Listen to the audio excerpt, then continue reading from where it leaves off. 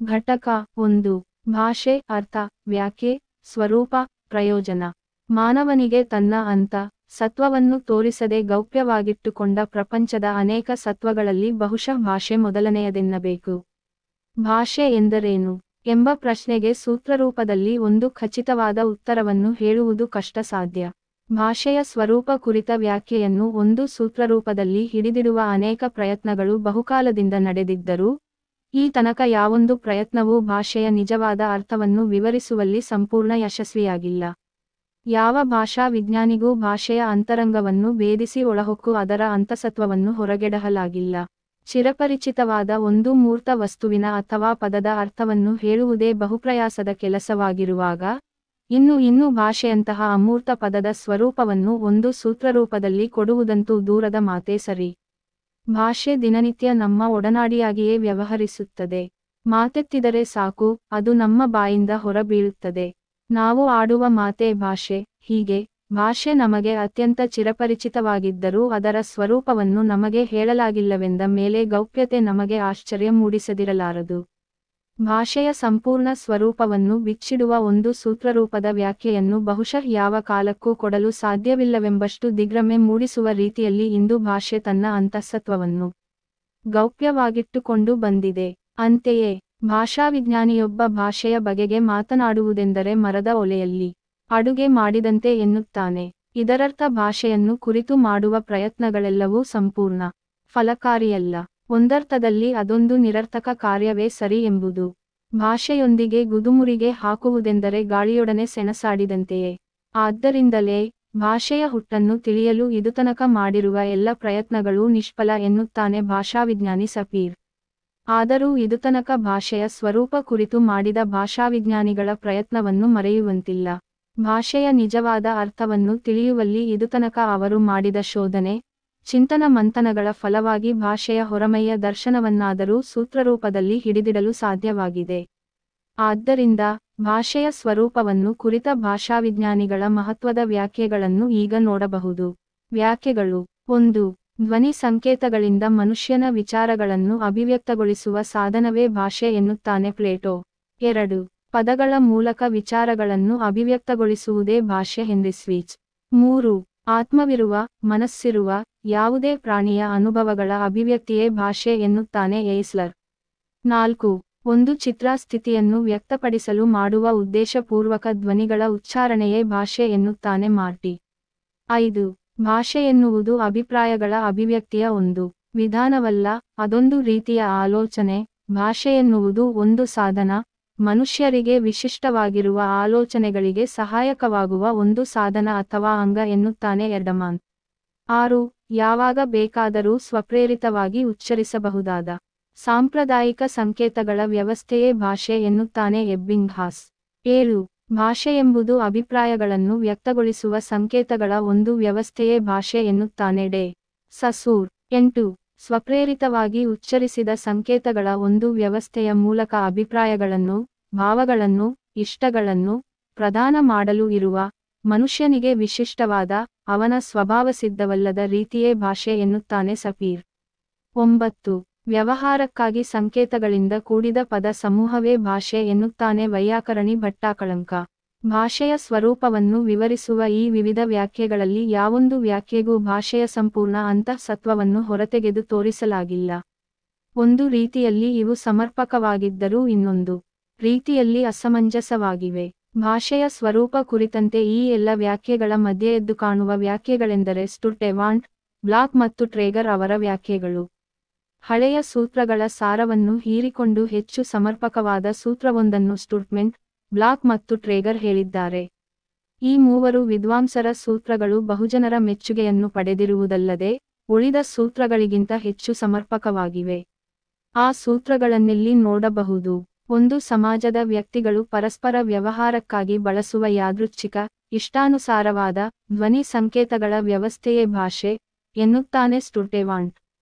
ಸಾಮಾಜಿಕ ಸಮೂಹದ ಸಹಕಾರಕ್ಕಾಗಿ ಬಳಸುವ ಯಾದೃಚ್ಛಿಕ ಮೌಖಿಕ ಧ್ವನಿ ಸಂಕೇತಗಳ ಒಂದು ವ್ಯವಸ್ಥೆಯೇ ಭಾಷೆ ಎನ್ನುತ್ತಾರೆ ಬ್ಲಾಕ್ ಮತ್ತು ಟ್ರೇಗರ್. ಈ ಮೂವರ ಈ ಎರಡು ಸೂತ್ರಗಳಲ್ಲಿನ ಒಂದೊಂದು ಪದವೂ ವಿಚಾರಾರ್ಹವಾದುದು. ಈ ಎರಡು ವ್ಯಾಖ್ಯೆಗಳಿಂದ ಹೊರಡುವ ಅರ್ಥ ಇಷ್ಟು. ಒಂದು ಸಮಾಜದ ವ್ಯಕ್ತಿಗಳು ಪರಸ್ಪರ ಸಹಕಾರಕ್ಕಾಗಿ, ವ್ಯವಹಾರಕ್ಕಾಗಿ ಬಳಸುವ ಯಾದೃಚ್ಛಿಕ ಸ್ವತಂತ್ರ ಧ್ವನಿ ಸಂಕೇತಗಳ ವ್ಯವಸ್ಥೆಯೇ ಭಾಷೆ. ಸ್ಟುರ್ಟ್ಮೆಂಟ್, ಬ್ಲಾಕ್ ಮತ್ತು ಟ್ರೇಗರ್ ಈ ಮೂವರ ಈ ಎರಡು ಪ್ರಮುಖ ವ್ಯಾಖ್ಯೆಗಳ ವಿವರಣೆಯಿಂದ 4 ಪ್ರಧಾನ ಅಂಶಗಳು ಗೋಚರಿತವಾಗುತ್ತವೆ. ಅವೆಂದರೆ: 1. ಭಾಷೆ ಒಂದು ವ್ಯವಸ್ಥೆ. 2. ಭಾಷೆ ಉಚ್ಚರಿತ ಧ್ವನಿ ಸಂಕೇತಗಳ ಒಂದು ವ್ಯವಸ್ಥೆ. 3. ಭಾಷೆ ಯಾದೃಚ್ಛಿಕ ಉಚ್ಚರಿತ ಧ್ವನಿ ಸಂಕೇತಗಳ ಒಂದು ವ್ಯವಸ್ಥೆ. 4. ಭಾಷೆ ಒಂದು ಸಾಮಾಜಿಕ ಸಹಕಾರ. ಈ 4 ಪ್ರಮುಖ ಅಂಶಗಳನ್ನು ಈಗ ಒಂದೊಂದಾಗಿ ಹೀಗೆ ವಿವರಿಸಬಹುದು. 1. ಭಾಷೆ ಒಂದು ವ್ಯವಸ್ಥೆ. ಭಾಷೆ ಒಂದು ವ್ಯವಸ್ಥೆಗೆ ಒಳಪಟ್ಟಿರುತ್ತದೆ. ಒಂದು ವೇಳೆ ಭಾಷೆ ಸುವ್ಯವಸ್ಥಿತವಾಗಿರದಿದ್ದರೆ ನಮ್ಮ ವಿಚಾರಗಳನ್ನು ಬೇರೊಬ್ಬರಿಗೆ ತಿಳಿಸುವುದು ತುಂಬಾ ಕಷ್ಟ. ಆದ್ದರಿಂದ ಭಾಷೆ ಒಂದು ವ್ಯವಸ್ಥೆಗೆ ಒಳಪಟ್ಟು ರಚಿತವಾಗಿರುತ್ತದೆ. ವ್ಯಕ್ತಿಗಳ ನಡುವಿನ ಪರಸ್ಪರ ವಿಚಾರ ವಿನಿಮಯ ಸುಲಭವಾಗಬೇಕಾದರೆ ಭಾಷೆ ವ್ಯವಸ್ಥಿತವಾಗಿದ್ದರೇನೇ ಸಾಧ್ಯ. ಭಾಷೆಯ ವ್ಯವಸ್ಥೆ ಸಮರ್ಪಕವಾಗಿದ್ದಷ್ಟು ವಿಚಾರ ವಿನಿಮಯ ಸುಲಭವಾಗುತ್ತದೆ. ಭಾಷೆಯನ್ನು ನಾವು ಒಂದು ಮನೆ ನಿರ್ಮಾಣಕ್ಕೆ ಹೋಲಿಸಬಹುದು. ಮನೆಯನ್ನು ಕಟ್ಟಲು ಒಂದು ವ್ಯವಸ್ಥಿತವಾದ ಯೋಜನೆಯಿರುವಂತೆ, ಭಾಷೆಯನ್ನು ರಚಿಸಲು ಒಂದು ವ್ಯವಸ್ಥಿತವಾದ ಕ್ರಮವಿರುತ್ತದೆ. ಮನೆಯನ್ನು ಕಟ್ಟಲು ಮಣ್ಣು, ಸಿಮೆಂಟು, ಕಲ್ಲು, ಇಟ್ಟಿಗೆ, ಕಟ್ಟಿಗೆ, ಕಬ್ಬಿಣ ಮತ್ತು ನೀರು ಈ ಮೂಲಸಾಮಗ್ರಿಗಳು ಅತ್ಯವಶ್ಯ. ಹಾಗೆಯೇ ಭಾಷೆಯೆಂಬ ಮನೆಯನ್ನು ಕಟ್ಟಬೇಕಾದರೆ ಅದಕ್ಕೆ ಧ್ವನಿ, ಸಂಕೇತ, ಅರ್ಥ ಹಾಗೂ ವಾಕ್ಯ ಈ ಮೂಲ ಸಾಮಗ್ರಿಗಳು ಅತ್ಯಗತ್ಯ. ಅಲ್ಲದೆ ಮನೆಗೆ ಬೇಕಾಗುವ ಮೂಲ ಸಾಮಗ್ರಿಗಳನ್ನು ಒಂದು ಸುವ್ಯವಸ್ಥಿತವಾದ ಕ್ರಮಕ್ಕೆ ಅಳವಡಿಸುವಂತೆ, ಭಾಷೆಯ ಮೂಲ ಸಾಮಗ್ರಿಗಳನ್ನು ಕೂಡ ಒಂದು ಕ್ರಮಬದ್ಧವಾದ ವ್ಯವಸ್ಥೆಗೆ ಅಳವಡಿಸಬೇಕಾಗುತ್ತದೆ. ಪ್ರತಿಯೊಂದು ಭಾಷೆಗೂ ಅದರದೇ ಆದ ಒಂದು ಸುವ್ಯವಸ್ಥಿತವಾದ ಕ್ರಮವಿರುತ್ತದೆ. ಈ ಕ್ರಮವಿಲ್ಲದಿದ್ದರೆ ಭಾಷಾ ಸೌಧವು ಸಮರ್ಪಕ ಮತ್ತು ಅರ್ಥಪೂರ್ಣವಾಗಲಾರದು. ಧ್ವನಿ, ಸಂಕೇತ, ಶಬ್ದ, ಅರ್ಥ ಹಾಗೂ ವಾಕ್ಯ ಈ ಮುಂತಾದ ಸಾಮಗ್ರಿಗಳು ವ್ಯವಸ್ಥಿತವಾಗಿ ಬಳಕೆಗೊಂಡಾಗ ಮಾತ್ರ ಭಾಷೆ ಅರ್ಥಪೂರ್ಣವಾಗುತ್ತದೆ. 2. ಭಾಷೆ ಉಚ್ಚರಿತ ಧ್ವನಿ ಸಂಕೇತಗಳ ಒಂದು ವ್ಯವಸ್ಥೆ. ಮನುಷ್ಯ ತನ್ನ ವಿಚಾರಗಳನ್ನು ಭಾಷೆಯ ಮೂಲಕ ಇತರರಿಗೆ ತಿಳಿಸಲು ಸಂಕೇತಗಳನ್ನು ಬಳಸುತ್ತಾನೆ. ಅವುಗಳಲ್ಲಿ ದೃಶ್ಯ, ಶ್ರವ್ಯ ಮತ್ತು ಧ್ವನಿ ಸಂಕೇತಗಳು ಮುಖ್ಯವಾದವು. ಈ 3 ಸಂಕೇತಗಳಲ್ಲಿ ಧ್ವನಿ ಸಂಕೇತ ಅತ್ಯಂತ ಮಹತ್ವಪೂರ್ಣವಾದುದು. ನಮ್ಮ ಅಂತರಂಗದಲ್ಲಿ ಮೂಡಿದ ಭಾವನೆಗಳನ್ನು ಅಭಿವ್ಯಕ್ತಪಡಿಸಲು ನಾವು ಕೆಲವು ವಸ್ತುಗಳನ್ನು ಸಂಕೇತಗಳನ್ನಾಗಿ ಬಳಸುತ್ತೇವೆ. ಇಂಥ ವಸ್ತುಗಳೇ ಸಂಕೇತಗಳು. ಆಂಗಿಕ ಚೇಷ್ಟೆಗಳಾದ ಕೈಸನ್ನೆ, ಕಣ್ಣನ್ನೆ, ಚಪ್ಪಾಳೆ, ತಲೆ ಅಲುಗಾಡಿಸುವಿಕೆಗಳು, ಸಂಚಾರಿ ವ್ಯವಸ್ಥೆಯ ದೀಪಗಳು, ಮಿಲ್ಟಿ ಸಂಕೇತಗಳು, ರೈಲ್ವೆ ಸೀಟಿಗಳು ಈ ಮುಂತಾದ ದೃಶ್ಯ ಸಂಕೇತಗಳು ಅಥವಾ ಕಣ್ಣಿಗೆ ಕಾಣುವ ಸಂಕೇತಗಳು ನಮ್ಮ ಅಭಿವ್ಯಕ್ತಿಗೆ ಸಹಾಯಕಾರಿಯಾಗಿವೆ. ನಮ್ಮ ಕಣ್ಣಿಗೆ ಕಾಣುವ ದೂರದ ವ್ಯಕ್ತಿಯೊಬ್ಬನನ್ನು ನಾವು ಕರೆಯಬೇಕಾದರೆ ಕೈ ಬೀಸಬಹುದು, ಇಲ್ಲವೇ ತಲೆ ಅಲುಗಾಡಿಸಬಹುದು, ಇಲ್ಲವೇ ಚಪ್ಪಾಳೆ ತಟ್ಟಬಹುದು. ಕೈ ಬೀಸುವಿಕೆ, ತಲೆ ಅಲುಗಾಡಿಸುವಿಕೆ, ಚಪ್ಪಾಳೆ ತಟ್ಟುವಿಕೆ ಇವೆಲ್ಲ ದೂರದ ವ್ಯಕ್ತಿಯೊಬ್ಬನನ್ನು ಕರೆಯಬೇಕೆನ್ನುವ ಮನದಿಂಗಿತಕ್ಕೆ ಸಂಕೇತಗಳು. ಇನ್ನು ಸಂಚಾರಿ ವ್ಯವಸ್ಥೆಯಲ್ಲಿ ಅನೇಕ ದೃಶ್ಯ ಸಂಕೇತಗಳನ್ನು ಬಳಸಲಾಗುತ್ತದೆ. ಕೆಂಪು ದೀಪವನ್ನು ತೋರಿಸಿದರೆ ವಾಹನಗಳು ನಿಲ್ಲುವುದರ ಸೂಚನೆ. ಹಸಿರು ದೀಪವನ್ನು ತೋರಿಸಿದರೆ ಚಲಿಸುವ ಸೂಚನೆ. ರೈಲು ನಿಲ್ದಾಣದಲ್ಲಿ ಕೈ ಬಿದ್ದರೆ, ಸಿಗ್ನಲ್ ಬಿದ್ದರೆ ರೈಲು ಸ್ಟೇಷನ್ ಒಳಗೆ ಪ್ರವೇಶಿಸಬೇಕೆಂದರ್ಥ. ಇತ್ತೀಚೆಗೆ ಕೈ ಸಿಗ್ನಲ್ ಬದಲು ವಿದ್ಯುತ್ ದೀಪಗಳನ್ನು ಸಿಗ್ನಲ್ಲಾಗಿ ಬಳಸಲಾಗುತ್ತದೆ. ಕೆಂಪು ಬಣ್ಣ ಅಪಾಯದ ಸಂಕೇತವಾದರೆ, ಕಪ್ಪು ಬಣ್ಣ ಪ್ರತಿಭಟನೆಯ ಸಂಕೇತವಾಗಿದೆ. ಇಂಥ ಹಲವಾರು ದೃಶ್ಯ ಸಂಕೇತಗಳು ನಮ್ಮ ಅಭಿವ್ಯಕ್ತಿಗೆ ಸಹಾಯಕಾರಿಯಾಗಿವೆ. ಇನ್ನು ನಮ್ಮ ಮನದಿಂಗತವನ್ನು ಇತರರಿಗೆ ತಿಳಿಸಲು ಕಿವಿಗೆ ಕೇಳಿಸುವ ಅನೇಕ ಶ್ರವ್ಯ ಸಂಕೇತಗಳನ್ನು ಬಳಸುತ್ತೇವೆ. ಬಸ್ಸಿನ ಘಂಟೆ, ಹಾರ್ನ್, ಕರೆಗಂಟೆ, ಸೈಕಲ್ ಘಂಟೆ, ರೈಲಿನ ಸಿಳ್ಳು ಮುಂತಾದವು ಶ್ರವ್ಯ ಸಂಕೇತಗಳು ಅಥವಾ ಕಿವಿಗೆ ಕೇಳಿಸುವ ಸಂಕೇತಗಳು. ಈ ಶ್ರವ್ಯ ಸಂಕೇತಗಳ ಮೂಲಕವಾಗಿಯೂ ನಮ್ಮ ಮನದ ಅಭಿಪ್ರಾಯಗಳನ್ನು ಇತರರಿಗೆ ತಿಳಿಸಲು ಸಾಧ್ಯವಿದೆ. ಆದರೆ ಈ ದೃಶ್ಯ ಹಾಗೂ ಶ್ರವ್ಯ ಸಂಕೇತಗಳ ಭಾಷೆ ಧ್ವನಿ ಸಂಕೇತಗಳಿಂದ ಕೂಡಿದ ಭಾಷೆಯಷ್ಟು ಪರಿಣಾಮಕಾರಿಯಾಗಲಾರವು. ಇವುಗಳಿಗೆ ಭಾಷೆಯ ಧ್ವನಿ ಸಂಕೇತಗಳಷ್ಟು ಸಂಕೀರ್ಣವಾಗಿ ಹಾಗೂ ಸುಸ್ಪಷ್ಟವಾಗಿ ಅಭಿಪ್ರಾಯಗಳನ್ನು ಹೇಳಲು ಸಾಧ್ಯವಿಲ್ಲ. ಈ ಸಂಕೇತಗಳು ಕೇವಲ ಕೆಲ ಅಭಿಪ್ರಾಯಗಳನ್ನು ಮಾತ್ರ ಅಭಿವ್ಯಕ್ತಿಸಬಲ್ಲವು. 3. ಧ್ವನಿ ಸಂಕೇತಗಳು. ಭಾಷೆಯಲ್ಲಿ ಇನ್ನುಳಿದ ಸಂಕೇತಗಳಿಗಿಂತ ಧ್ವನಿ ಸಂಕೇತಗಳದೇ ಅತ್ಯಂತ ಪ್ರಮುಖ ಸ್ಥಾನ.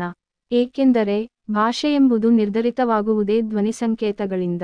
ಇತರ ಸಂಕೇತಗಳಿಗಿಲ್ಲದ ಸಂಕೀರ್ಣತೆ ಮತ್ತು ಸ್ಪಷ್ಟಾಭಿವ್ಯಕ್ತಿ ಧ್ವನಿ ಸಂಕೇತಗಳಿಗಿದೆ. ಧ್ವನಿ ಸಂಕೇತಗಳ ಭಾಷೆಯಿಂದ ಸಮರ್ಥವಾಗಿ, ಸಂಕೀರ್ಣವಾಗಿ ಹಾಗೂ ಬಹುಸ್ಪಷ್ಟವಾಗಿ ಅಭಿಪ್ರಾಯಗಳನ್ನು ಅಭಿವ್ಯಕ್ತಿಪಡಿಸುವಂತೆ ಇತರ ಶ್ರವ್ಯ ಹಾಗೂ ದೃಶ್ಯ ಸಂಕೇತಗಳಿಂದ ಸಾಧ್ಯವಿಲ್ಲ. ಅಂತೆಯೇ ಭಾಷೆಯಲ್ಲಿ ಧ್ವನಿ ಸಂಕೇತಗಳಿಗೆ ಅತ್ಯಂತ ಮಹತ್ತರವಾದ ಸ್ಥಾನವಿದೆ. ಪ್ರಪಂಚದ ಎಲ್ಲ ಭಾಷೆಗಳೂ ಧ್ವನಿಸಂಕೇತ ವ್ಯವಸ್ಥೆಯನ್ನು ಹೊಂದಿವೆ.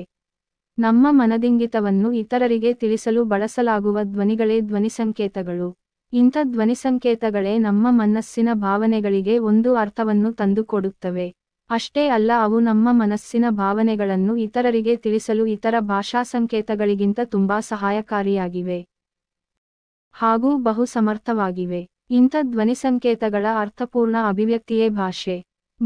ಭಾಷೆಯಲ್ಲಿ ಕೇವಲ ಧ್ವನಿ ಸಂಕೇತಗಳಿಗೆ ಮಾತ್ರ ಸ್ಥಾನವಿದೆಯೆಂದ ಮಾತ್ರಕ್ಕೆ ಸಿಕ್ಕ ಧ್ವನಿ ಸಂಕೇತಗಳನ್ನು ಸಿಕ್ಕಂತೆ ಬಳಸುವುದೆಂದು ಅರ್ಥವಲ್ಲ. ಭಾಷೆಯಲ್ಲಿ ಸಿಕ್ಕ ಧ್ವನಿಸಂಕೇತಗಳಿಗೆ ಸ್ಥಾನವಿಲ್ಲ. ನಮ್ಮ ಸಂವಹನಕ್ಕೆ ಯೋಗ್ಯವಾಗಬಲ್ಲ ಧ್ವನಿಸಂಕೇತಗಳಿಗೆ ಭಾಷೆಯಲ್ಲಿ ಸ್ಥಾನವಿದೆ. ಮನುಷ್ಯ ಹೊರಡಿಸಬಹುದಾದ ಮೌಖಿಕ ಧ್ವನಿಗಳು ವ್ಯವಹಾರಕ್ಕೆ ಯೋಗ್ಯವಾಗಿರಬೇಕು ಮತ್ತು ಇವುಗಳನ್ನು ಕ್ರಮಬದ್ಧವಾಗಿ ಬಳಸಬೇಕು. ಅಂದಾಗ ಮಾತ್ರ ಅವುಗಳಿಗೆ ಭಾಷೆಯಲ್ಲಿ ಸ್ಥಾನವುಂಟು. ಎಂದರೆ ವ್ಯವಹಾರಕ್ಕೆ ಯೋಗ್ಯವಾದ ಮತ್ತು ಕ್ರಮಬದ್ಧವಾದ ಕೇವಲ ಮೌಖಿಕ ಧ್ವನಿಸಂಕೇತಗಳು ಮಾತ್ರ ಭಾಷೆಗೆ ಪ್ರಸ್ತುತ. 3. ಭಾಷೆ ಯಾದೃಚ್ಛಿಕ ಉಚ್ಚರಿತ ಧ್ವನಿ ಸಂಕೇತಗಳ ಒಂದು ವ್ಯವಸ್ಥೆ. ಭಾಷೆಯಲ್ಲಿ ಧ್ವನಿ ಸಂಕೇತಗಳು ಯಾವಾಗಲೂ ಯಾದೃಚ್ಛಿಕವಾಗಿರುತ್ತವೆ. ಯಾದೃಚ್ಛಿಕವೆಂದರೆ ಇಚ್ಛೆಗೆ ಅನುಗುಣವಾದದ್ದು ಎಂದರ್ಥ. ಪದಕ್ಕೂ ಅರ್ಥಕ್ಕೂ ಯಾವ ಮೂಲಭೂತವಾದ ಸಂಬಂಧವಿಲ್ಲದಿದ್ದರೂ ಕೆಲವು ಅನುಕರಣ ಶಬ್ದಗಳಲ್ಲಿ ಮಾತ್ರ ಪದಕ್ಕೂ ಅರ್ಥಕ್ಕೂ ಸಂಬಂಧವಿರುವಂತೆ ಕಂಡುಬರುತ್ತದೆ. ಆದರೂ ಇಂಥ ಪದಗಳು ಒಂದು ಭಾಷೆಯಲ್ಲಿ ತೀರಾ ಸ್ವಲ್ಪ ಎಂದು ಹೇಳಬೇಕು. ಉದಾ. ಕಾಗೆಯ ಕಾಕ ಕೂಗನ್ನು ಅನುಸರಿಸಿ ಅದಕ್ಕೆ ಕಾಗೆ ಎಂಬ ಹೆಸರು ಬಂದಿರಬೇಕು. ಇಲ್ಲಿ ಕಾಗೆ ಎಂಬ ಪದಕ್ಕೂ ಅರ್ಥಕ್ಕೂ ಸಂಬಂಧವಿರುವಂತೆ ಕಂಡುಬರುತ್ತದೆ. ಕೋಳಿಯ ಕೊಕ್ಕೊಕ್ಕೋ ಎಂಬ ಕೂಗನ್ನು ಅನುಸರಿಸಿ ಕೋಳಿ ಎಂಬ ಹೆಸರು ಬಂದಿರಬೇಕು. ಗೂಗೆಯ ಗೂಗು ಎಂಬ ಧ್ವನಿಯನ್ನು ಅನುಸರಿಸಿ ಗೂಗೆಗೆ ಗೂಗೆ ಎಂಬ ಹೆಸರು ಬಂದಿರಬೇಕು. ಆದರೆ ಇಂತಹ ಅನುಕರಣ ಪದಗಳು ಒಂದು ಭಾಷೆಯಲ್ಲಿ ಅತ್ಯಲ್ಪವಾಗಿರುತ್ತವೆ. ಅದೂ ಅಲ್ಲದೆ ಒಂದು ಪ್ರಾಣಿಯ ಕೂಗನ್ನು ಅನುಸರಿಸುವ ಪದಗಳೇ ಭಾಷೆಯಿಂದ ಭಾಷೆಗೆ ವ್ಯತ್ಯಾಸವಾಗಬಹುದು. ಉದಾ. ಕನ್ನಡಿಗರು ನಾಯಿಯ ಬೊಗಳುವಿಕೆಯನ್ನು ಬೌ ಬೌ ಎಂದು ಅನುಕರಿಸಿದರೆ ಫ್ರೆಂಚಿಗರು ಗಪ್ಪ ಎಂದು ಅನುಕರಿಸಬಹುದು. ಹೀಗೆ ಭಾಷೆ ಯಾದೃಚ್ಛಿಕವಾದುದರಿಂದ ಒಂದು ವಸ್ತು ಅಥವಾ ಒಂದು ಪ್ರಾಣಿ ಇಲ್ಲವೇ ಒಂದು ಭಾವಕ್ಕೆ ಇದೇ ಧ್ವನಿ ಸಂಕೇತಗಳನ್ನು ನೀಡಬೇಕೆಂಬ ಯಾವ ನಿಯಮವೂ ಇಲ್ಲ. ಕಲ್ಲು ಎನ್ನುವ ಬದಲು ಆನೆ ಎಂದು ಕರೆದಿದ್ದರೆ ಆ ವಸ್ತುವಿಗೆ ಇಂದು ಆನೆ ಎಂಬ ಹೆಸರೇ ಸ್ಥಿರವಾಗಿರುತ್ತಿತ್ತು. ಹೀಗೆ ಒಂದೊಂದು ಧ್ವನಿ ಮೊತ್ತಕ್ಕೆ ಒಂದೊಂದು ಅರ್ಥವಿರುತ್ತದೆ. ಈ ಅರ್ಥ ಆ ವಸ್ತುವಿಗೆ ರೂಢಿಗತವಾಗಿ ಬಂದಿರುತ್ತದೆ. ಕುದುರೆಗೆ ಕುದುರೆಯೆಂದು ಕತ್ತೆಗೆ ಕತ್ತೆಯೆಂದು ಕರೆದುದು ಕೇವಲ ಆಕಸ್ಮಿಕವೇ ಹೊರತು ಅವುಗಳಲ್ಲಿನ ಆಂತರಿಕ ಲಕ್ಷಣದ ಮೂಲಕವಲ್ಲ. ಮೊದಲು ಹೆಸರು ಕೊಡುವಾಗ ಕುದುರೆಗೆ ಕತ್ತೆಯೆಂದು ಕತ್ತೆಗೆ ಕುದುರೆಯೆಂದು ಕರೆದಿದ್ದರೆ ನಾವಿಂದು ಅದೇ ರೀತಿ ಕರೆಯುತ್ತಿದ್ದೆವು. ಪ್ರತಿ ಭಾಷೆಯಲ್ಲೂ ಇದೇ ರೀತಿ ಒಂದು ಅನುಕೂಲ ವ್ಯವಸ್ಥೆಯಿರುತ್ತದೆ. ಹೀಗೆ ಭಾಷೆ ಎನ್ನುವುದು ಯಾದೃಚ್ಛಿಕ ಧ್ವನಿಸಂಕೇತಗಳ ಒಂದು ವ್ಯವಸ್ಥೆಯಾಗಿದೆ. 4. ಭಾಷೆ ಒಂದು ಸಾಮಾಜಿಕ ಸಹಕಾರ. ಭಾಷೆ ಒಂದು ಸಾಮಾಜಿಕ ಸಹಕಾರವಾಗಿದೆ. ಅದೊಂದು ಸಾಮಾಜಿಕ ಕ್ರಿಯೆ. ಭಾಷೆಯೊಂದಿಲ್ಲದಿದ್ದರೆ ಸಮಾಜ ಜೀವನವೆಂಬ ಯಂತ್ರವೇ ನಡೆಯುತ್ತಿರಲಿಲ್ಲ. ಭಾಷೆಯೆಂಬ ಜ್ಯೋತಿ ಜೀವನದುದಕ್ಕೂ ಬೆಳಗದಿದ್ದರೆ ಇಡೀ ಭುವನತ್ರಯವೇ ಕತ್ತಲಾಗಿ ಬಿಡುತ್ತಿತ್ತು ಎಂದು ದಂಡಿ ಹೇಳಿದ್ದು ತುಂಬಾ ಔಚಿತ್ಯಪೂರ್ಣವಾಗಿದೆ. ಮನುಷ್ಯ ಜೀವನದಲ್ಲಿ ಅಥವಾ ಧಾರ್ಮಿಕ, ಸಾಂಸ್ಕೃತಿಕ ಹಾಗೂ ಸಾಮಾಜಿಕ ಕ್ಷೇತ್ರಗಳಲ್ಲಿ ಭಾಷೆಯಿಲ್ಲದೆ ಹೋಗಿದ್ದರೆ ಮನುಷ್ಯ ಪ್ರಗತಿಯನ್ನು ಹೊಂದುವುದು ಸಾಧ್ಯವೇ ಇರುತ್ತಿರಲಿಲ್ಲ. ಇಂದು ಮನುಷ್ಯ ಸರ್ವರಂಗಗಳಲ್ಲಿ ಅತ್ಯುನ್ನತವಾದ ಪ್ರಗತಿಯನ್ನು ಸಾಧಿಸಿದ್ದು ಭಾಷೆಯಿಂದಲೇ. ಸಾಮಾಜಿಕ ಜೀವನದಲ್ಲಿಯಂತೂ ಅದರ ಪಾತ್ರ ಅತ್ಯಂತ ಮಹತ್ವಪೂರ್ಣವಾದುದು. ಭಾಷೆ ಒಂದು ಸಂಪರ್ಕ ಸಾಧನ. ಮನುಷ್ಯರ ನಡುವೆ, ಮನುಷ್ಯ ಸಮಾಜಗಳ ನಡುವೆ ಭಾಷೆ ಒಂದು ಸಂಪರ್ಕ ವಾಹಕದಂತೆ ಕಾರ್ಯನಿರ್ವಹಿಸುತ್ತದೆ. ಸಾಮಾಜಿಕ ಜೀವನದಲ್ಲಿ ಭಾಷೆಯಿಲ್ಲದೆ ಹೋಗಿದ್ದರೆ ಸಮಾಜ ಯಂತ್ರವೇ ಅಸ್ತವ್ಯಸ್ತವಾಗುತ್ತಿತ್ತು. ಸಮಾಜ ಸದಾಕಾಲವೂ ಭಾಷೆಯೊಂದಿಗೆ ಸಹಕರಿಸುತ್ತದೆ, ಸಂಪರ್ಕವನ್ನಿಟ್ಟುಕೊಂಡಿರುತ್ತದೆ. ಸಮಾಜದೊಂದಿಗೆ ನಿರಂತರ ಸಹಕಾರವನ್ನಿಟ್ಟುಕೊಳ್ಳುವುದು ಭಾಷೆಯ ಒಂದು ಪ್ರಮುಖ ಲಕ್ಷಣ. ಸಮಾಜ ನಿರ್ಮಾಣವಾಗಿದ್ದು ಕೂಡ ಬಹುಶಃ ಭಾಷೆಯಿಂದಲೇ. ಯಾವ ಸಾಮಾಜಿಕ ಸಂಸ್ಥೆಯೇ ಆಗಲಿ ಭಾಷೆ ಹುಟ್ಟಿದ ನಂತರವೇ ಹುಟ್ಟಿರಬೇಕು. ಭಾಷೆಯ ಮೂಲಕ ತನ್ನ ಭಾವನೆಗಳನ್ನು ವ್ಯಕ್ತಪಡಿಸುತ್ತಾ ಮನುಷ್ಯ ಮುಂದೆ ತನ್ನ ಪ್ರಗತಿಗೆ ಕಾರಣವಾದ ಸಂಸ್ಥೆಗಳ ನಿರ್ಮಾಣಕ್ಕೆ ಭಾಷೆಯನ್ನೇ ಸಾಧನವನ್ನಾಗಿ ಮಾಡಿಕೊಂಡ ಎಂದು ಅಭಿಪ್ರಾಯಪಡುತ್ತಾರೆ ಡಾ. ಜಿ. ಎಸ್. ಕುಳ್ಳಿಯವರು. ಮೂಲತಃ ಮಾನವ ಸಮಾಜ ಜೀವಿ, ಸಂಘ ಜೀವಿ. ಸಮಾಜವನ್ನಾಗಲಿ ಅಥವಾ ಸಂಘ ಸಂಸ್ಥೆಗಳನ್ನಾಗಲಿ ಬಿಟ್ಟು ಆತ ಜೀವಿಸಲಾರ. ಮಾನವನನ್ನು ಸಮಾಜ ಜೀವಿಯನ್ನಾಗಿ ಮಾಡಿದ್ದು ಈ ಭಾಷೆಯೇ. ಮಾನವ ಮೂಲತಃ ಒಂದು ಮಾತನಾಡುವ ಪ್ರಾಣಿ. ಈ ಮಾತಿನ ಸಹಾಯದಿಂದ ಆತ ತನ್ನ ದಿನನಿತ್ಯದ ಕಾರ್ಯಚಟುವಟಿಕೆಗಳನ್ನು ಸಮರ್ಪಕವಾಗಿ ನಿರ್ವಹಿಸಲು ಸರ್ವಶಕ್ತವಾಗಿದ್ದಾನೆ. ಆದ್ದರಿಂದ ಭಾಷೆ ಒಂದು ಸಾಮಾಜಿಕ ಸಹಕಾರದ ವ್ಯವಸ್ಥೆಯಾಗಿದೆ.